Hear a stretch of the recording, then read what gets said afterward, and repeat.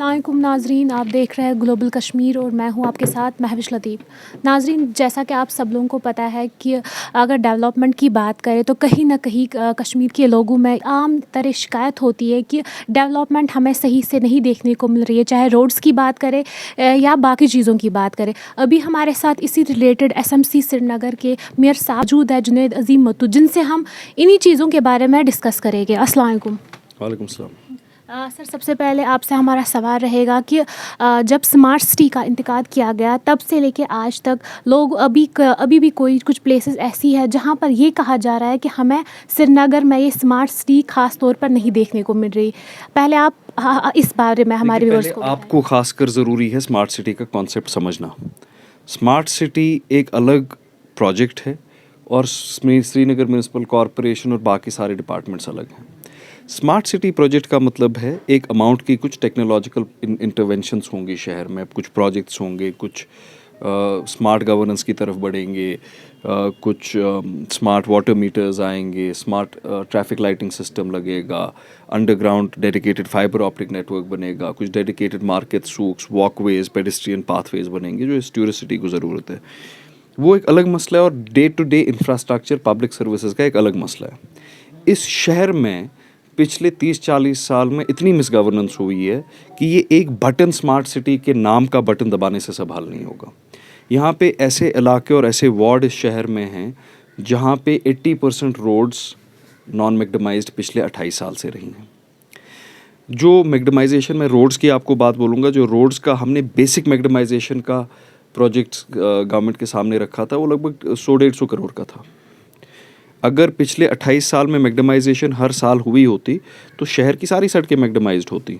आप 28 साल, 35 साल, 40 साल का काम 1-1.5 साल में नहीं कर सकते। उसमें फिर मुझे लगता है आपको स्टेट का सारा बजट उसमें वक्फ करना होगा। लेकिन उसके बावजूद SMC हो, सिटी रोड्स डिवीज़न हो, RNB हो, जो इस साल मैग्डमाइजेशन हुई है वो पिछले हर एक साल से ज़्यादा हुई है और पूरे शहर में हुई है। ये बिल्कुल एक गलत इल्ज़ाम है, कहीं पे हुई है, कहीं पे नहीं हुई है। बाकी जहाँ नहीं हुई वहाँ इंशाल्लाह ताला अप्रैल में होगी। हमने ये कहा है कि by June, July, August most of the city will be, उनकी सड़कें बिल्कुल ठीक होंगी। लेकिन ये सही बात है कि एक बहुत बड़ा एडमिनिस्ट्रेटिव डेफिसिट है। वो पिछले 30-40 सालों का रिवायती एक डेफिसिट है। जब सिर्फ यही काम होते थे, जो MLA सिर्फ जून में येलो कलर की टाइल्स लगाते थे फुटपाथ पे और फिर उसी फुटपाथ पे अगस्त में रेड कलर की टाइल्स लगाते थे। इसके अलावा उनकी गवर्नेंस का कोई बैरोमीटर था नहीं। तो वक्तन फ़वक्तन हमने देखा है कि एक उनकी तरफ से एक कोशिश होती है एक नरेटिव बनाने की कि काम नहीं हो रहा है। अगर आप बुनियादी फैक्ट्स को देखें, जितना काम MLAs ने पिछले 30 साल में नहीं किया है, पिछले 4 साल में श्रीनगर में उतना काम हुआ है। सर, अगर बात करें रोड्स की, अभी आपने बताया कि आने वाले समय में ये जो रोड्स है हमें देखने को मिलेगी, इम्प्रूवमेंट आ जाएगी। लेकिन अगर उसी के साथ साथ बात करें कि शहर श्रीनगर में भी कुछ ऐसी प्लेसेस है जहाँ पर ड्रेनेज या बाकी इश्यूज़ है या उन चीज़ों पे हमें कहीं ना कहीं वो इम्प्रूवमेंट नहीं देखने को मिल रही है। देखिए, उसमें प्रॉब्लम एक है और इस बात को समझना बहुत ज़रूरी है। जब कहीं पे मकान बनता है उसकी बिल्डिंग परमिशन में NOC ड्रेनेज की चाहिए होती है, RNB की चाहिए होती है, PDD की चाहिए होती है, वाटर वर्क्स की चाहिए होती है। मतलब एक निज़ाम है कि मकान तभी किसी कॉलोनी में बन सकता है जहाँ वहाँ पहले सड़क बनी हो, फिर ड्रेन बनी हो, फिर बिजली के पोल लगे हों, फिर पानी का नलका उस घर तक पहुँचा हो। यहाँ पे यहाँ के लैंड ब्रोकर्स कॉलोनीज़ को प्लान करते हैं। हम जाके ज़मीन में बिल्कुल जो पैडी लैंड होती है उसके बीच में मकान बना देते हैं और फिर वो पैडी लैंड ज़मीनी सतह से, ड्रेन की सतह से 4 फुट नीचे होती है और फिर हम बोलते हैं सरकार ड्रेन क्यों नहीं बना रही है। ये भी एक किस्म का जुल्म है। कहीं पे हमने कॉलोनीज़ वहाँ पे बनाई है कि दुनिया की कोई टेक्नोलॉजी ही नहीं है कि वो वहाँ से पानी की निकासी कर सके अगेंस्ट ग्रेविटेशनल फ्लो। शहर की ऐसी कोई अनप्लान्ड कॉलोनीज़ हैं जो शहर की सतह से 5 फुट नीचे है, वहाँ पे आप कैसे ड्रेन बनाएंगे? मतलब ये पानी ऊपर कैसे चढ़ेगा 5 फुट? ऐसा तो कोई साइंस है नहीं। फिर हम बनाते हैं डिवॉटरिंग स्टेशंस। डिवॉटरिंग स्टेशंस पे इतना खर्चा होता है, एक डिवॉटरिंग स्टेशन 15-20 करोड़ रुपए का बनता है और बने शहर में 122 डिवॉटरिंग स्टेशंस बने JTFRP पे। बट एक अनप्लान्ड अर्बन ग्रोथ हुई है और जब जहाँ पे अनप्लान्ड ग्रोथ होती है, अनप्लान्ड ग्रोथ का मतलब क्या होता है कि एक लैंड ब्रोकर कहीं पे कॉलोनी बना देता है। वो ये नहीं सोचता है कि ये कॉलोनी ज़मीन की सतह से ऊपर है या नीचे है, यहाँ पे ड्रेन कामयाब होगी कि नहीं, यहाँ सड़क बनी होगी कि नहीं। जब हमें मकान बनाना होता है हम सीधा जाके ज़राती ज़मीन पे मकान बना देते हैं, उस वक्त हम सड़क नहीं ढूंढते। फिर गवर्नमेंट को रिएक्ट करना पड़ता है।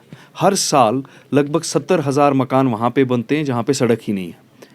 और मैं कल एक इलाके में गया और हमने कहा चलो अब यहाँ पे इस कॉलोनी में मकान बन गए, ज़राती ज़मीन थी, अब इनकी पक्की सड़क बनाने का काम शुरू करेंगे।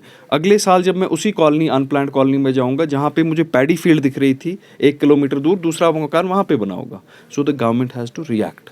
नॉर्मली हर एक शहर में हमारे मुल्क में गवर्नमेंट रिएक्ट नहीं करती है, गवर्नमेंट प्रोएक्टिवली एक प्लान बनाती है कि ये जी ग्रेटर कैलाश है, ये जी साउथ एक्सटेंशन है, ये जी ये इलाका है, इधर की सड़कें हमने बना दी, इधर की बिजली की तारें हमने बिछा दी, इधर की ड्रेन हमने बिछा दी, अब वहाँ पे आप जाके मकान बना सकते हैं। हम पहले मकान बनाते हैं फिर सड़क की डिमांड को रेज़ करते हैं। ये एक बहुत बड़ा चैलेंज है। अगर प्लान्ड ग्रोथ सिटी में हुई होती पिछले 30-40 साल में, ये मसला नहीं था। बहुत सारे मकान तो आपके फ्लड चैनल्स में, फ्लड चैनल के बेसन में, वहाँ पे कौन सी ड्रेन और सड़क बनेगी?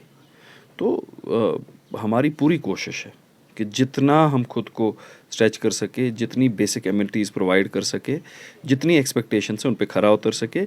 लेकिन चैलेंज आपको ज़रूरी है ये चैलेंज समझना कि यहाँ पे अर्बन डेवलपमेंट और गवर्नेंस रिएक्टिव है।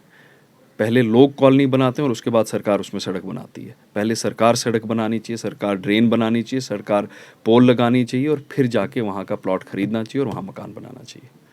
सर लास्ट का क्वेश्चन आपसे रहेगा कि आने वाले समय में हमें क्या ऐसे प्लान्स दिखेंगे जिससे शहर श्रीनगर को एक अच्छी नज़र से देखा जाएगा, इम्प्रूवमेंट लोगों को नज़र आएगी हर जगह से, ऐसा क्या प्लान रहेगा आगे चलकर? चल रहा है, मुझे लगता है ड्रेनेज मास्टर प्लान बन रहा है। हम पहला शहर है पूरे मुल्क में जिसका ड्रेनेज मास्टर प्लान बन रहा है। अभी तक किसी सिटी का ड्रेनेज मास्टर प्लान नहीं है। अगले 35 साल के लिए एक मास्टर प्लान बन रहा है। स्मार्ट सिटी के बहुत सारे बेहतरीन प्रोजेक्ट्स हैं, पेडेस्ट्रियन मॉल्स बन रहे हैं, आपका लाल चौक में बहुत सारी इंटरवेंशंस हो रही हैं, लेक पेरिफ्रीज में हो रही हैं, टूरिस्ट इंटरवेंशंस हो रहे हैं। आपका जो कंट्रोल एंड कमांड सेंटर है that's one of the best in the country. Intelligent traffic lighting system लग रही है, smart water meters, valve systems, control mechanisms लग रहे हैं आपके वाटर सप्लाई नेटवर्क में। बहुत सारी चीज़ें हैं। इसके अलावा भी बेसिक इंफ्रास्ट्रक्चर पे भी काम हो रहा है। बस अमन रहे, काम होता रहेगा। लेकिन देखिए, एक तनकीद होती है, एक होती है तनकीद बराए तनकीद। हम शायद इस आदत में पड़ गए हैं कि हम हमेशा ये बोलते हैं कि कुछ नहीं हो रहा है। ये हमने एक आर्टिकल ऑफ फेथ बना दिया है। इससे हम खुद सेल्फ डेप्रिकेट करते हैं अपनी सोसाइटी को, खुद अपने आप को पसे हिम्मत करते हैं। बहुत कुछ करना बाकी है लेकिन बहुत कुछ हो रहा है, ये भी एक हकीकत है।